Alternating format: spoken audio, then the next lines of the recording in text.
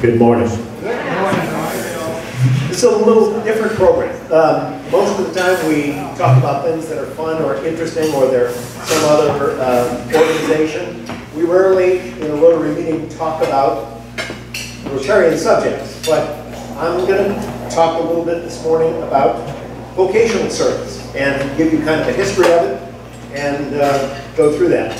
So I'm here to introduce, or perhaps more accurately reintroduce, the concept of vocational service. Rotary International is bringing a new awareness and focused vocational service. And no matter how much we think that Paul Harris and his friends created Rotary for such noble ideas as humanitarian service and goodwill and world understanding, that simply was not the case. He started Rotary for business reasons. He and his friends created, Paul Harris had the unusual idea that friendship and business could actually mix, especially if you had people from different vocations who weren't competing with each other, but could be friends and support each other in business. So, a century ago, Chicago and other American cities were growing business and industry, and yet were rife with very fierce competition. Slogans such as cutthroat competition, let the buyer beware, dog eat dog were commonplace. Business competitors were the enemy. And government was not involved in trying to control business or put any restraints on them, business practices or labor conditions. So we had things like child labor and all that kind of stuff. Business ethics, customer service, or professional standards were seldom topics of real concern. Their one and only concern in business was making money, period.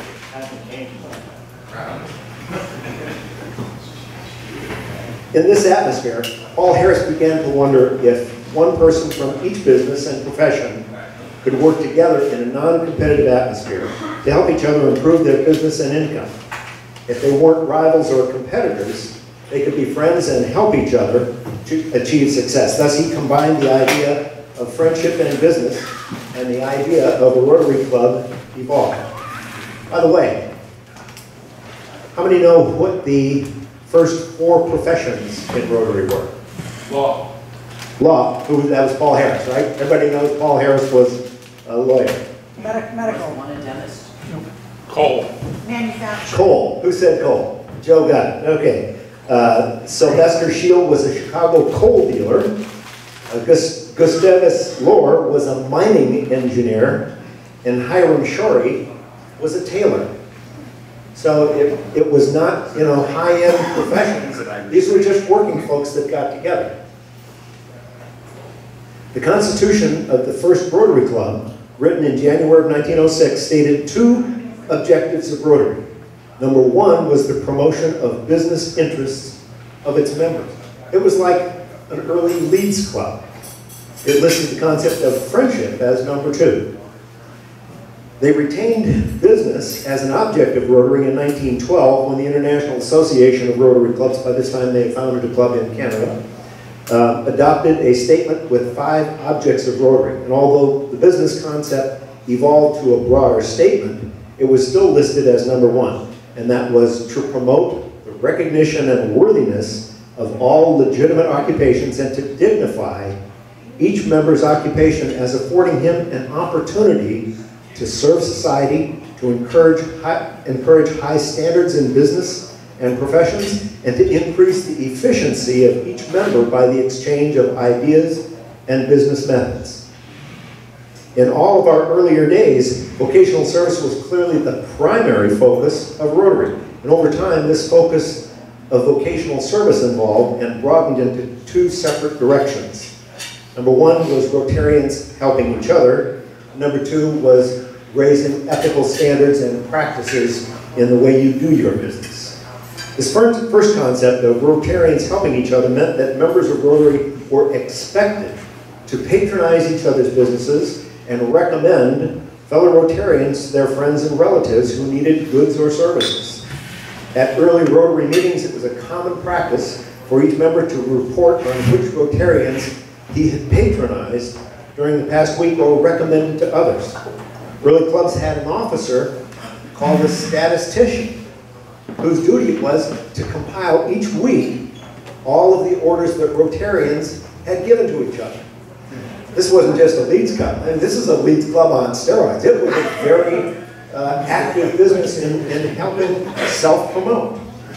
One story goes that an early member of the third club founded, which was Oakland, was a haberdasher.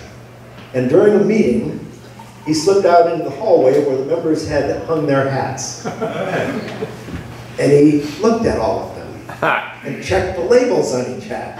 Then he stormed back into the meeting and announced, "Some of you Rotarians have purchased your hats from my competitor. That's not the Rotary way. So I quit this club." And he did. He later rejoined the club in Berkeley, but it was pretty serious business. So that was the concept. Rotarians helping each other in their business and professional pursuits and expecting others to do the same. Now, San Francisco was Rotary's #2 club after Chicago and before Oakland. They awarded prizes at club meetings to members who had made the most purchases from other members during the previous month. Past Rotary International President Drew Brunier, a charter member of the San Francisco Club, reported that he won the prize one month by buying 72 separate items from as many different Rotarian members to furnish his new engineering office in downtown San Francisco. 72. Great idea. Wow. The San Francisco Club also installed a series of shelves for members to display their merchandise, and 10 minutes of each meeting was devoted to members giving short talks about the quality of their goods and services. They had a Rotary in-house commercial. San Francisco members were also encouraged to send advertising literature to each other's homes, to the wives who knew where to make Rotary purchases. Remember, this was before Rotary came to its collective good sense and actually began allowing women members. Now we can send it home to the house husbands. So the concept of promoting business led to the first ever community service project of the original Rotary Club. In their effort to promote more business, the members decided that since women did most of the shopping and were in downtown Chicago, this is before most stores had restrooms inside, they knew that if they could keep the shoppers downtown longer, that they'd buy more. And so the first service project, was installing public toilets in downtown Chicago. So that was how our first concept of going into public service got started. It was really for business reasons. Now, the second concept that Rotary adopted was to promote higher ethical standards in business and professional practices. In early Rotary meetings, members frequently discussed techniques on how to improve business practices and offered counsel to each other. If Rotarians' advertising seemed misleading, or if members heard negative comments about the quality of another member's products, or if there were steps a member could take to greet his customers in a more friendly manner or an improved way, those business topics might be fair discussion at a weekly club meeting, sort of an early Rotary version of Yelp or Angie's List. They were actually self-analyzing and getting feedback from each other. Rotarians and others began to realize that when you did business with a Rotarian, you were going to be treated properly, you could trust their word, and that their transactions were going to be ethical. Rotarian thus became considered a mark of distinction in a business world that embodied truth, integrity, and trust. Rotary clubs became regarded as leaders in fighting corruption and unfair business practices. Arthur Sheldon, speaking at Rotary's first convention in Chicago, said, "As man comes into the light of wisdom, he comes to see that the right conduct towards others pays, that business is the science of human service, and that he profits most who serves his fellow best." So that last part became one of Rotary's first mottos. He profits most who serves his fellows best. Just a year later, in the second convention in Portland, Oregon, Ben Collins, the president of Minneapolis Rotary Club, reported that his club had started using the principle called service above self in all their business and professional activities. So our second motto is initiative. Again, both of these, they sound like they're very humanitarian based. They were both business based. Rotary continued to expand, and Rotarians in the same profession began to meet and discuss business ethics and fair business practices. So they initiated standards by which business and professional practices could be judged. In 1915, Rotary adopted a Rotary Code of Business Ethics when they met at the annual conference in San Francisco. You don't see that anymore now because it has been discontinued. At the time, it was fairly specific to the US, and it had a couple of statements in it that had kind of a Christian theme. It became more and more difficult to translate it around the world, going into different cultures and different religions, and so eventually that was withdrawn and it's been replaced by some other things. The Code of Ethics was not a Rotary law or rule, but rather a determination to maintain basic ethical and honest standards in one's profession, and was only enforced by example, influence, and encouragement.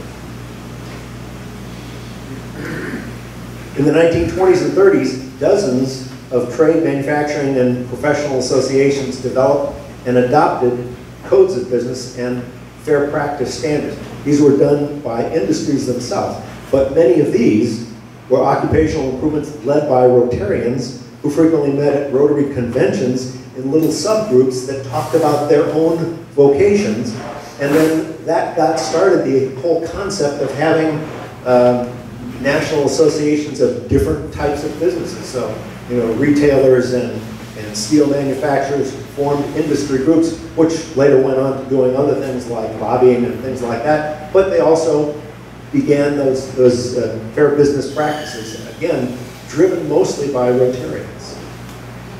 In 1943, the Rotary Board of Directors adopted a 24-word statement on business practices written by Rotarian Herbert Taylor of Chicago. Taylor created the four-way test in 1934 in the midst of the Great Depression when he took charge of the Chicago-based Club Aluminum Company that was facing imminent bankruptcy. As he went around and tried to figure out what was going wrong and how he could turn that company around, he created this test as a measure of the company's fairness, honesty, and integrity in all of their business transactions.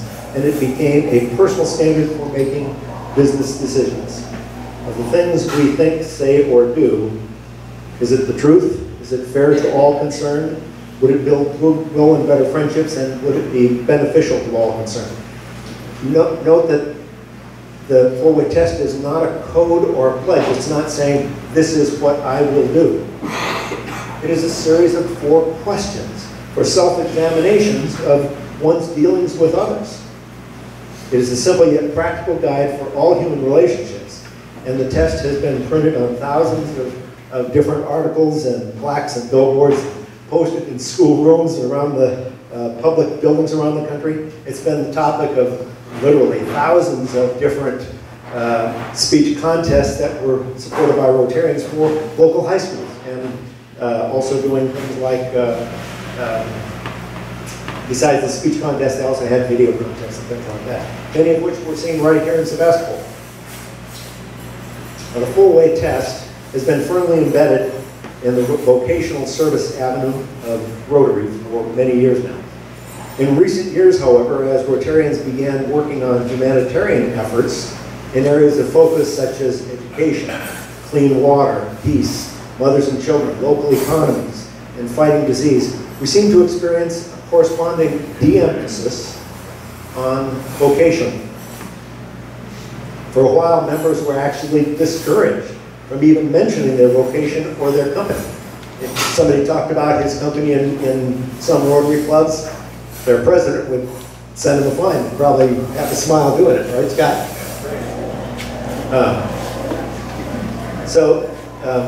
It began to seem like our original principle upon which Rotary was founded was sort of in danger of being lost. Had the pendulum swung too far? Had the earliest concept of Rotary, a strong focus on vocation, been lost in our shift towards more altruistic activities? And more importantly, In today's Rotary, what is the role of vocational service and how can we recapture this unique aspect of Rotary without becoming a glorified leads club and yet without sacrificing our objectives of making the world a better place? Are those two necessarily incompatible? I don't think so. Just before the new millennium, Rotary's Council on Legislation adopted a new statement that kind of replaced the old code of ethics that I talked about earlier, called a Declaration of Rotarians in Business and Professions. And this 8-paragraph declaration provides more specific guidelines on what the phrase high ethical standards actually means in the object of Rotary. The Declaration of Rotarians in Business and Professions once again reiterates that Rotary's Rotarians' vocations are considered to be another opportunity to serve society and an obligation to improve the quality of life in one's community. So let's look at the details. As a Rotarian engaged in business or profession, I am expected to, number one, consider my occupation to be another opportunity to serve. Number two, to be faithful to the letter and to the spirit of the ethical codes of my vocation, to the laws of my country, hear this society, to the laws of my country, and to the moral standards of my community. To do all in my power to dignify my vocation and promote the highest ethical standards in my chosen profession, and to be fair to my employer, employees, associates, competitors, customers, the public, and all those with whom I have a business or professional relationship.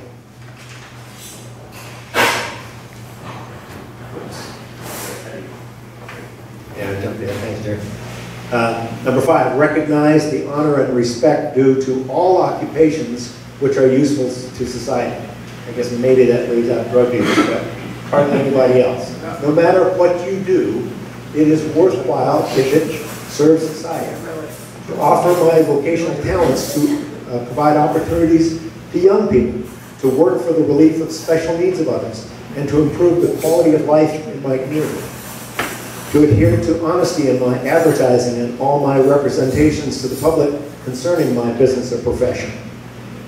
Number 8, to neither seek nor grant to a fellow Rotarian a privilege or advantage not normally accorded to others in business or professional relationships. It doesn't mean that we shouldn't be doing business with each other, but we're not going to give a special deal to a Rotarian that we wouldn't treat anyone else just the same. So now we're in the second decade of the 21st century, and it seems that society has sort of come full circle on business ethics. Large corporate executives are under indictment for unethical and illegal practices. Millions have lost their savings and retirement funds because of shady corporate dealings. Many have lost confidence in business and professions. Perhaps the time has come for Rotarians to emphasize business ethics and spread the important message of business honesty, ethics, truth, and fairness. If vocational service was the basis for Rotary's activities in the beginning of our first century, this may be the time to restore business and professional ethics concerns as Rotarians. So let us celebrate this day as we contemplate the role of vocational service in Rotary. And let us stand together. That's your cue. And recite the 4-way pledge, maybe with a little more thought and understanding about how it came to be and its long history with Rotary, and why we are proud to be called Rotarians. Of the things we think, say, and do, is it the truth? Is it fair to all concerned? Will it build goodwill and better friendships? Will it be beneficial to all concerned? Thank you. You guys did great.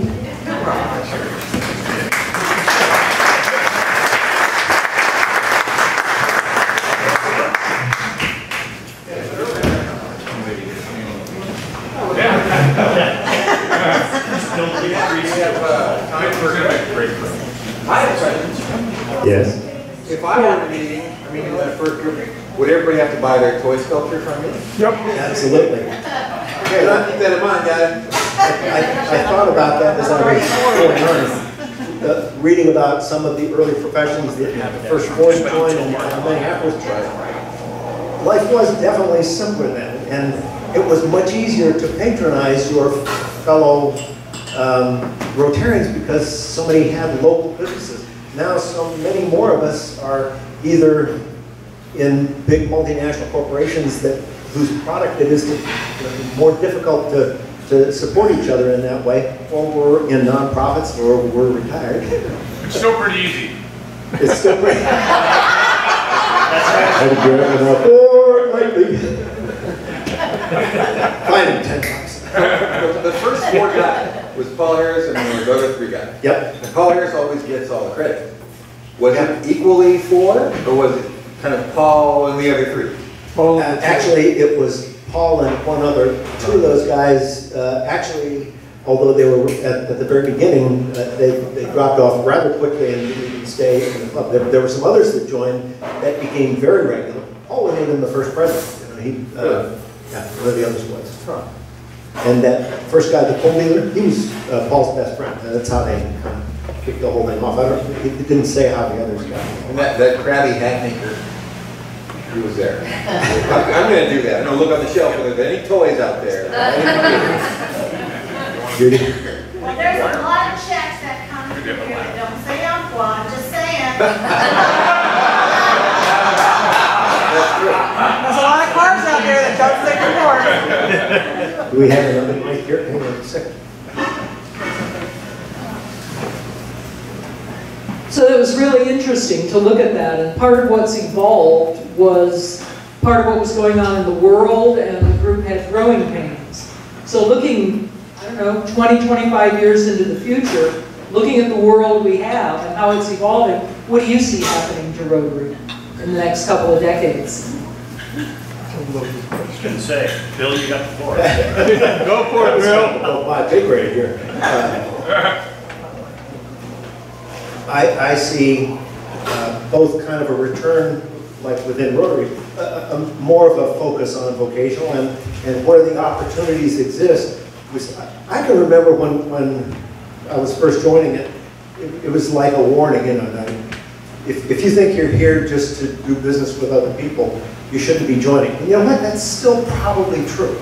And there's no question that once I joined, I got a fair amount of business from my tractor dealership from other Rotarians, both from this club and the new club.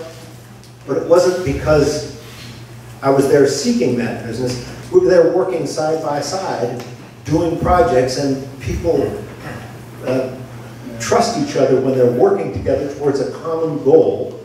And business is naturally going to come in your direction. You're going to, you know, if you need a set of tires or a new car or whatever, something that is available from another Rotarian, especially in your club, you're going to do it.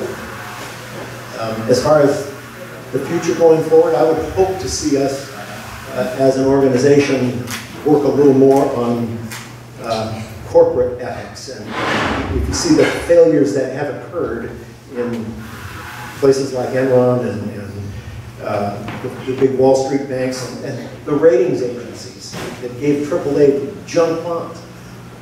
There wasn't a Rotarian there, not a real one.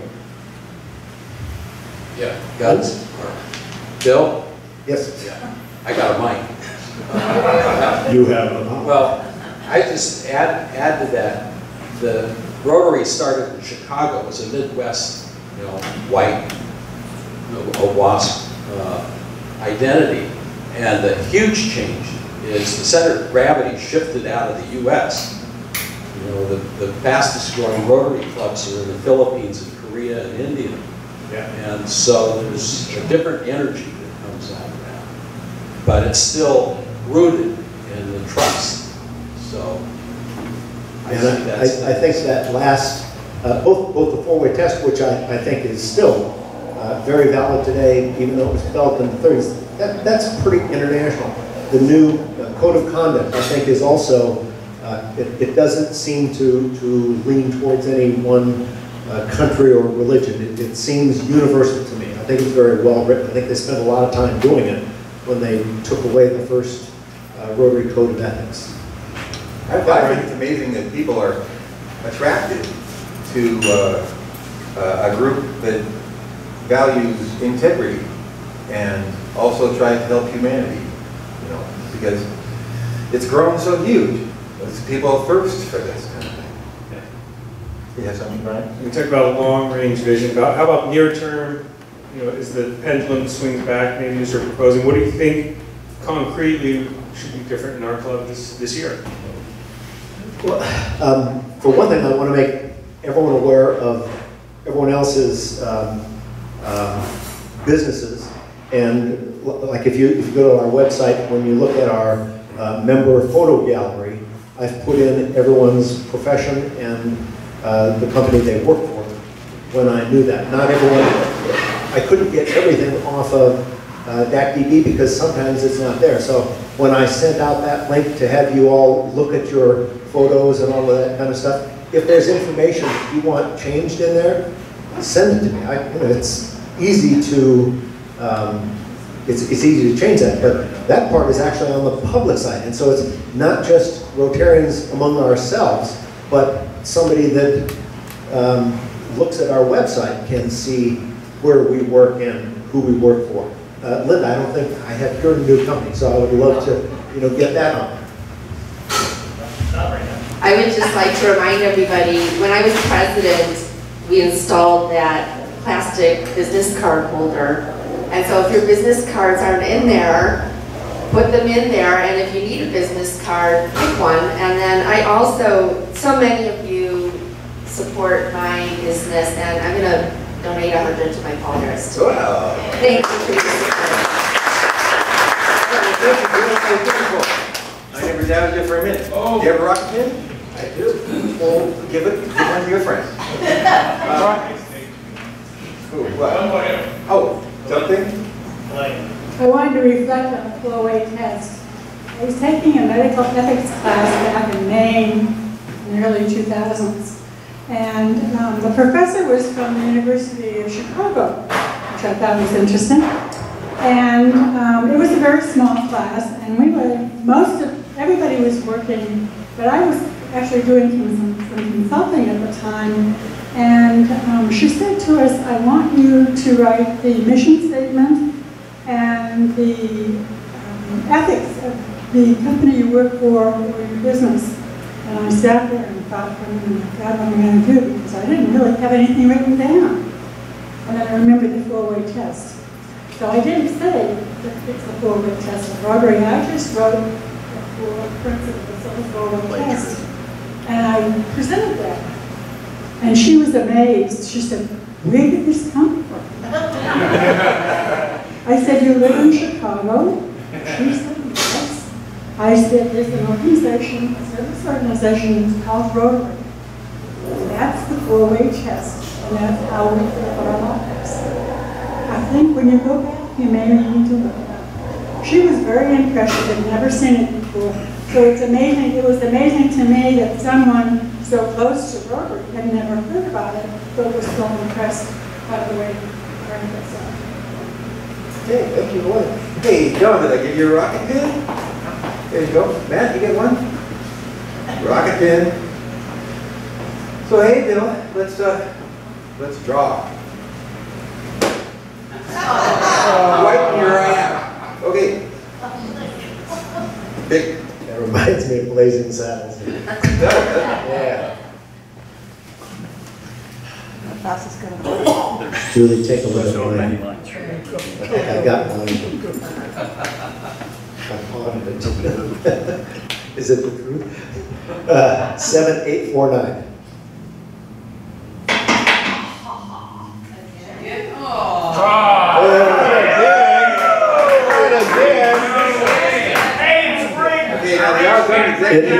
In Marty's name. The rich get richer.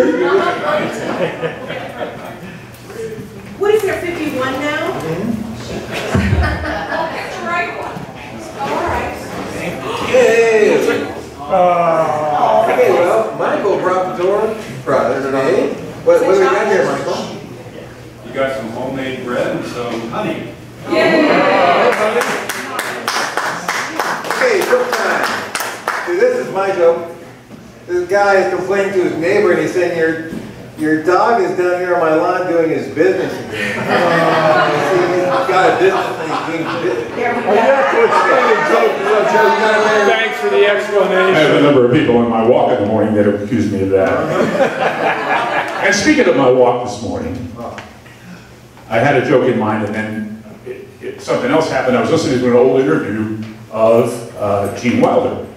And Gene Wilder talked about his associations in movies and with Mel Brooks, and he was in Young Frankenstein, and he was in a number of the movies, and you referred to some of them, and some of the jokes were pretty old, but he didn't know where they came from. For instance, the walk this way joke. Yes. And so it happened in Young Frankenstein and other movies, but Gene Wilder said, I had never heard that joke before, and Mel Brooks went on to explain, it kind of comes from the old vaudeville jokes. And the joke was, this fellow walks into a pharmacy, and he's got a raging case of hemorrhoids. And he goes to the pharmacist, I got really bad hemorrhoids. He says, where's your talcum powder? He says, walk this way. He said, if I could, I wouldn't eat the talcum powder. Thank you. So, is it time for Happy Trails? I thought that was the joke. No, happy trails to you until we meet again.